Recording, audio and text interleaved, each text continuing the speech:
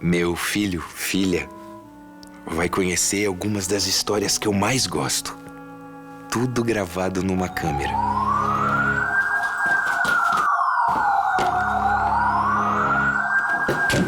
Gente, tá a maior confusão lá fora.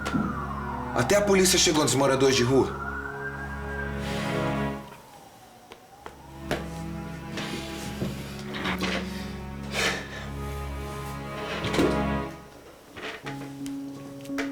Oi, filho, filha. Tem dias que a vida atropela os pensamentos. Deixa eu explicar. É que a gente se dá conta que tantas pessoas precisam de uma casa, comida, esperança. Tantas crianças ainda fora da escola. Os velhinhos sem condição de viver bem. Não. Não quero que você pense que o mundo é um desastre, porque não é. E sabe por quê? Porque sempre tem alguém disposto a ajudar os outros. De verdade.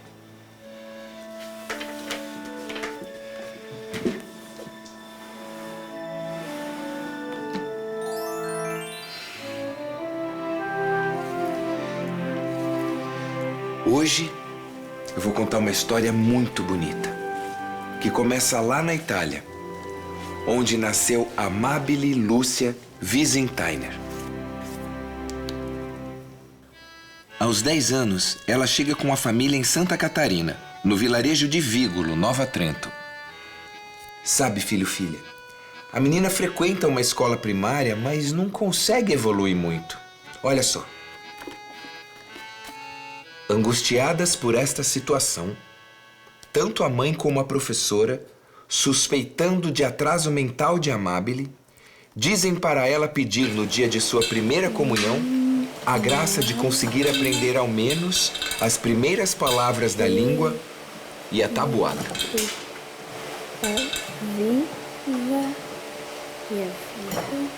Olha o que aconteceu com a menina do pequeno atraso mental.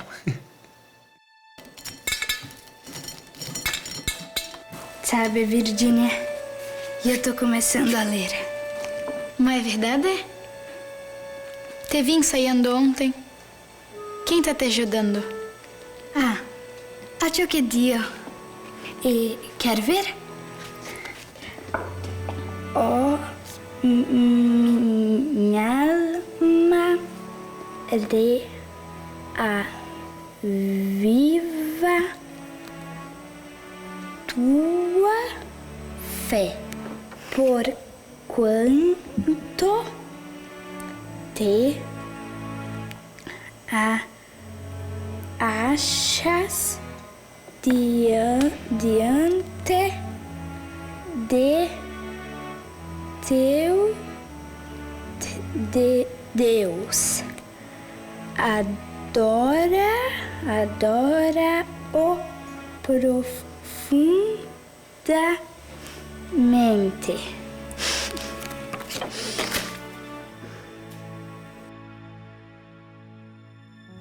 Transformar o mundo. É para isso que a Amabile quer aprender a ler. Quando vê alguém passando fome ou um idoso doente e abandonado, parece que algo acende dentro dela. A fé e a caridade são o alimento dessa chama. Se eu aprendo a ler, consigo ler a Bíblia e ajudar os outros.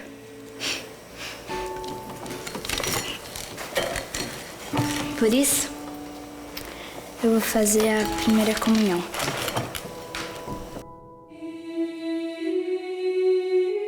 Ma come nostra Tosetta conseguiu fazer a comunhão? Anna, parece que tu não conhece Amabile. Quando ela bota uma coisa na testa, ninguém tira. Ela é veramente um orgulho para nós.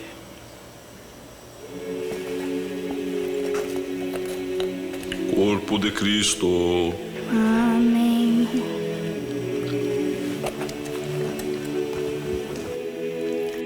O sentimento de orgulho de Napoleone não foi em vão. Ele reconhecia na filha uma força mental imensa, que ela transformava em força física, Trabalhava duro em casa, na roça e até numa pequena fiação. Sabe, filho, filha, é por isso que eu quero estar sempre atento a você e aos seus talentos. É super importante dar força a uma criança. Incentivar, motivar, valorizar.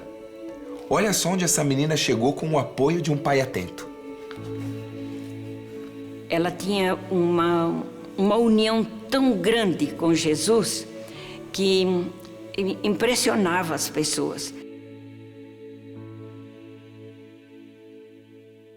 Tem uma das cartas que ela fala assim: a presença de Deus me é tão íntima que me parece impossível perdê-la. E esta presença me dá tanta alegria que eu não sei explicar. Uma menina muito simples, acostumada às dificuldades da vida. Uma alma corajosa, cheia de vontade de fazer o bem. Quem diria que pela fé se transformaria na primeira santa brasileira?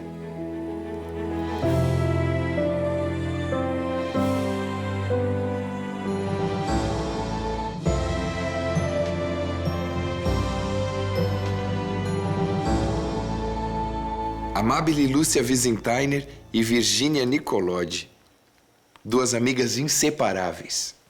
Os jesuítas de Nova Trento, que conheciam muito bem as duas, dão a elas várias tarefas: catequizar crianças, cuidar de idosos e doentes e zelar pela capela de São Vigílio.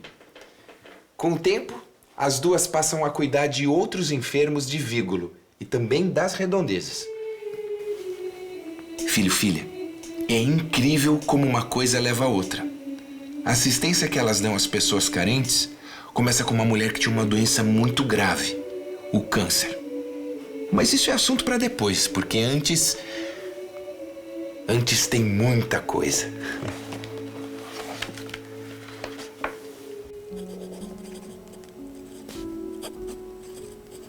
Ontem, enterramos minha mãe e o filho que ela esperava.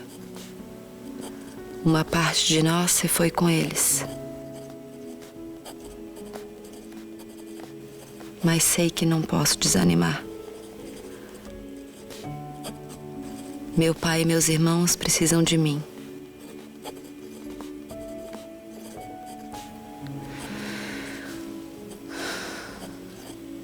A mão de Deus nos dará conforto.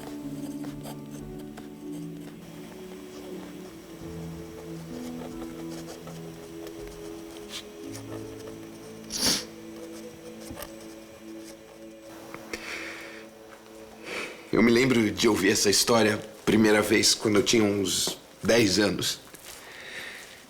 E eu fiquei muito impressionado com a força e confiança dessa italianinha adotada por Santa Catarina. Durante 3 anos, Amabile cuida da casa, do pai e dos irmãos.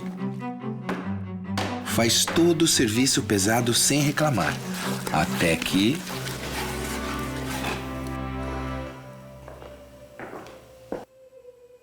No começo, foi medo. Depois, senti que a Virgem de Lourdes revelava meu destino. Ela me pedia para começar uma grande obra de caridade. Como ignorar um pedido que sempre foi meu desejo?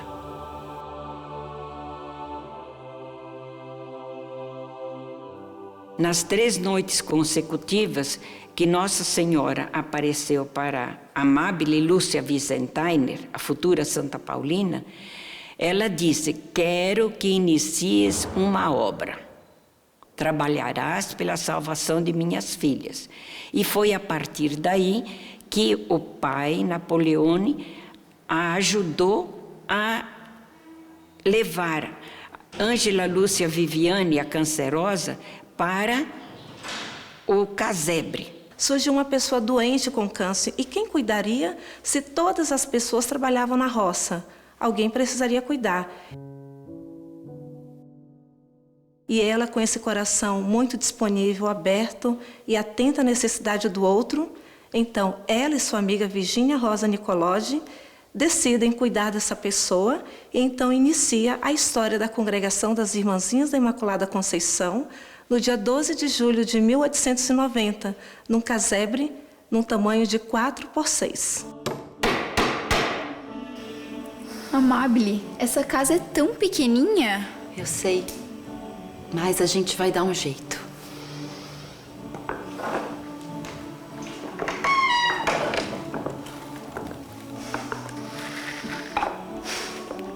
Essa casa é tudo que a gente tem para começar a nossa missão.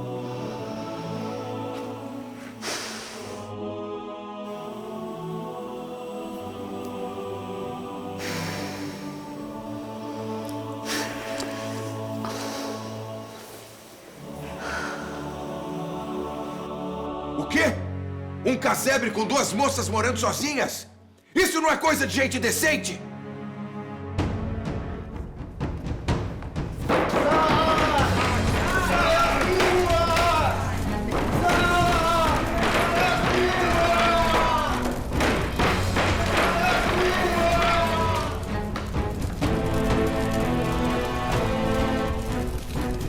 E das trevas se faz a luz. Amabile confia nos caminhos que se apresentam, porque para ela são caminhos de Deus. A partir daí, não foge dessa responsabilidade. Confio que tudo será melhor. E dedica totalmente a vida aos Deus outros. Deus está aqui.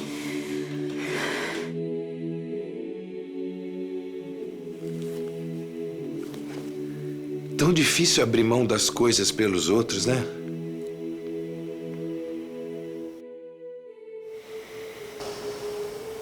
Hoje, Virgínia e eu recebemos a aprovação da congregação e a licença para fazer os votos de religiosas. Eu passo a me chamar Paulina e ela, Matilde.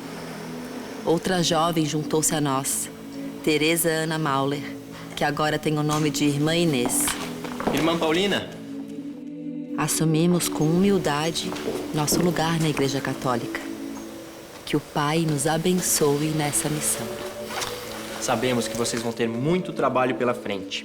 Crianças para catequizar, doentes que precisam ser acolhidos e cuidados. Padre Rossi, Matilde, Inês e eu sabemos que trabalho não vai faltar. Padre Rossi, nós estamos muito felizes em fazer parte dessa missão. Nada nos alegra mais do que estar onde a Santa Providência nos colocou. Sabemos que realmente é um grande desafio, mas não será maior que a nossa fé. Muito bem. E assim, nasce Madre Paulina do coração agonizante de Jesus.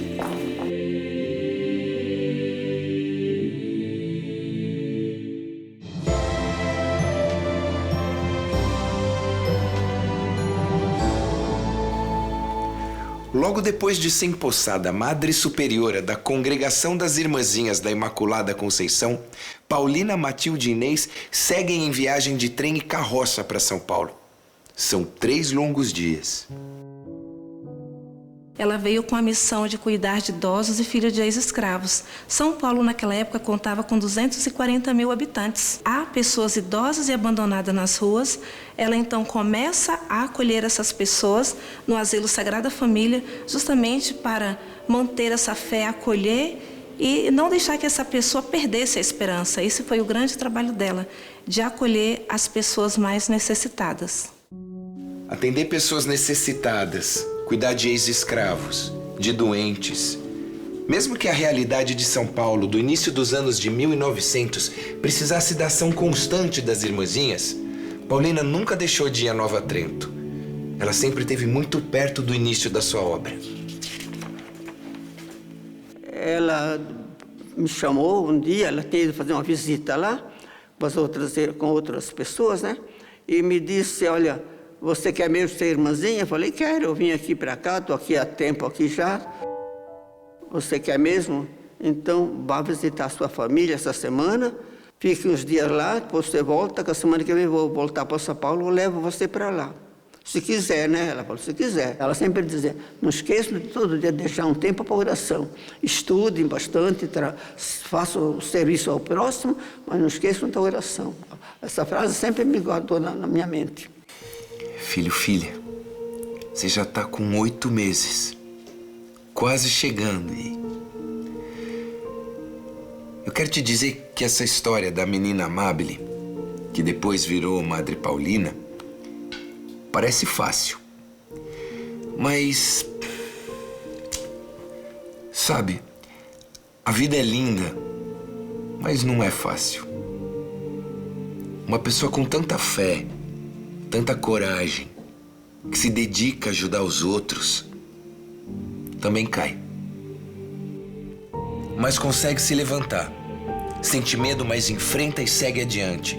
Com pouco estudo, desafia doutores, é injustiçada, mas não desiste. Esse filme de 1991 mostra bem quem foi Paulina num dos piores momentos da vida dela, a destituição como Madre Superiora.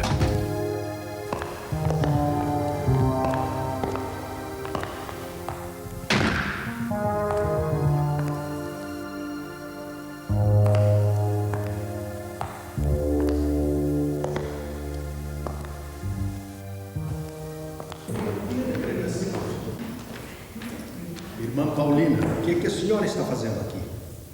Quem lhe deu ordens para que deixasse Nova Trento? Mas, Dom Duarte... Como ousa desafiar a minha autoridade e afrontar esta casa? Vejo que minha decisão estava certa. Eu jamais ousaria ofender Vossa Excelência. E essa congregação é minha casa. Esta casa é de Deus, não é vossa casa. Quando decidi afastá-la do ofício de superiora geral, jamais imaginei que sua rebeldia fosse tão longe.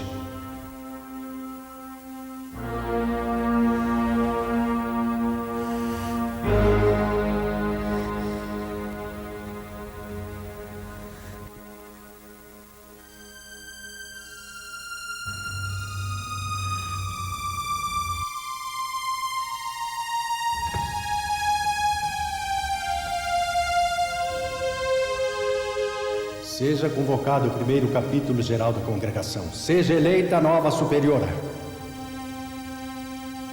Irmã Paulina, nunca mais exerça cargo de governo.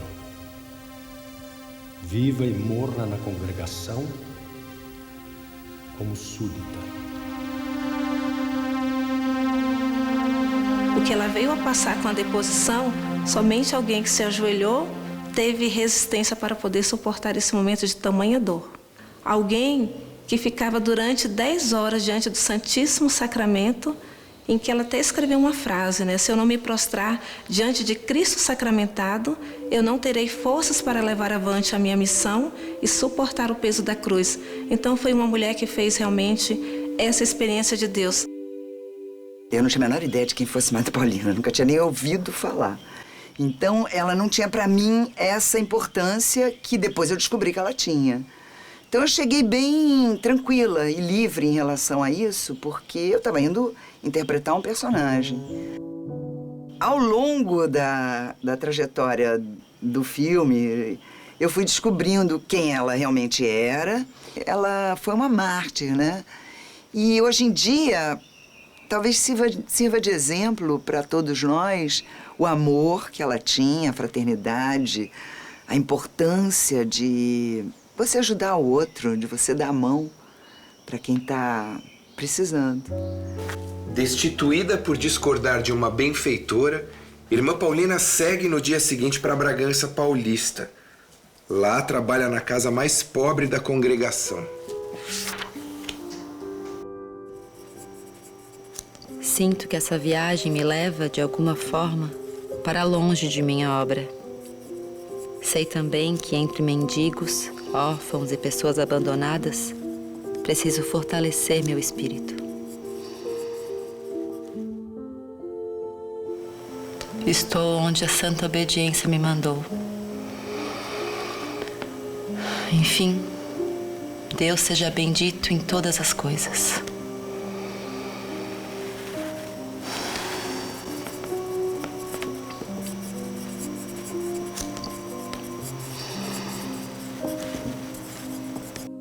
Madre Paulina criou uma congregação com mais de 100 de casas que hoje atua em diversos estados do Brasil e em países da América do Sul, América Central e África. Durante os 10 anos em que viveu em Bragança Paulista, a escolha dela foi o silêncio e a humildade. Uma espécie de reconstrução espiritual. Ela era uma pessoa, assim, muito espontânea e às vezes até agressiva. Mas, aos poucos, ela foi transformando essa personalidade forte que ela tinha, uma personalidade forte, ela sabia o que queria e fazia, o que era determinado fazer.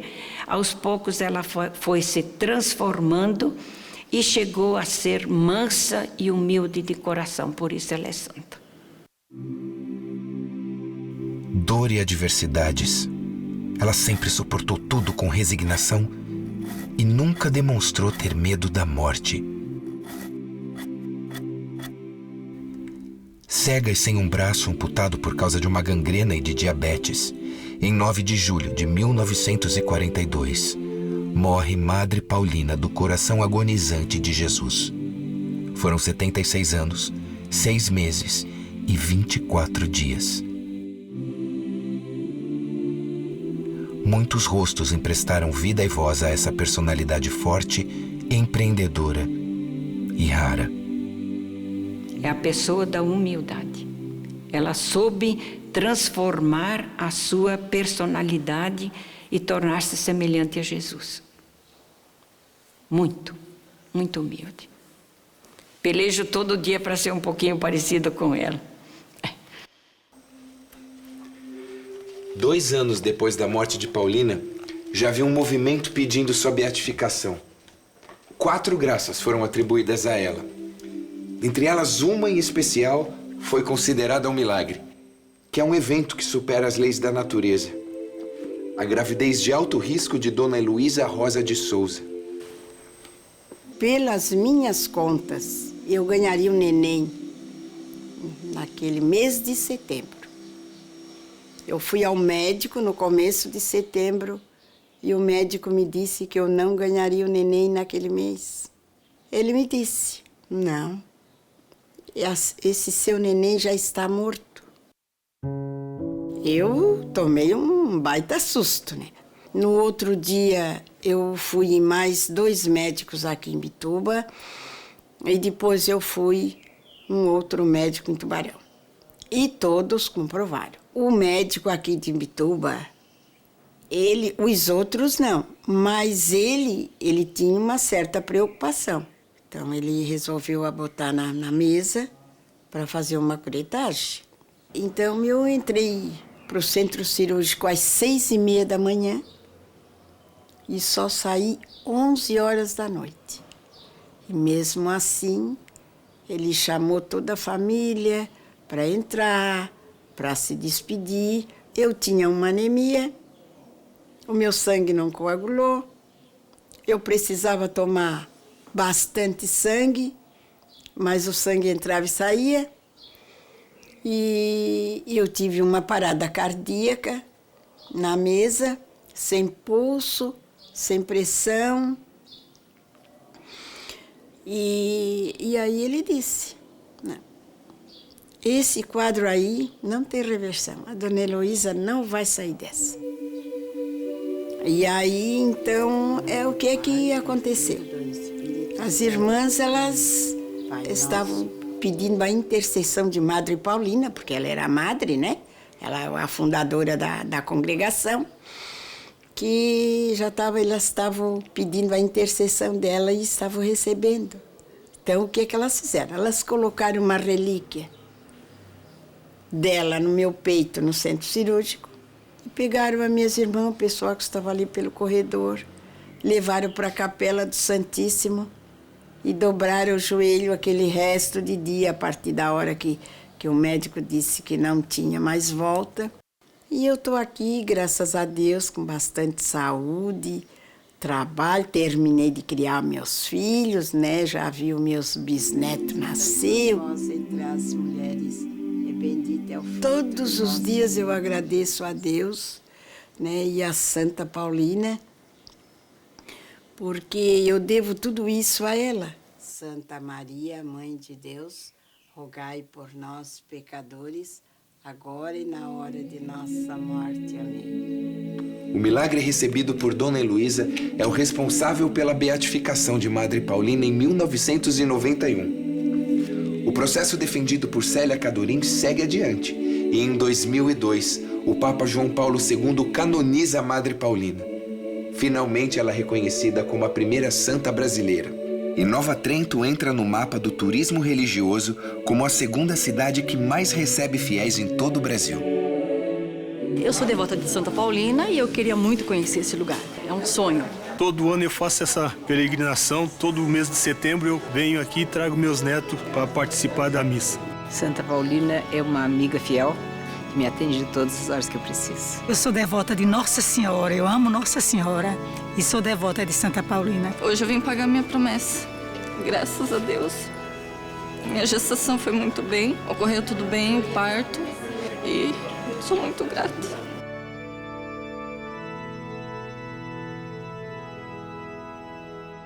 Sabe, filho, filha, a pequena Amábile se transformou numa das mulheres mais fortes que eu já ouvi falar.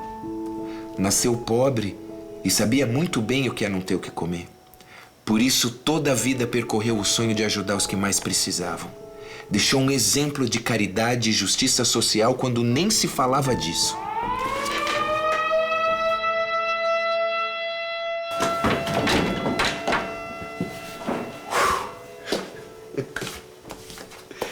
Já vai amanhecer e eu passei a noite toda falando da Santa Paulina. É, uma vida dessa merece até parar o tempo, né? Filho, filha, a gente ainda vai falar bastante dela, viu? Boa noite. Bom dia.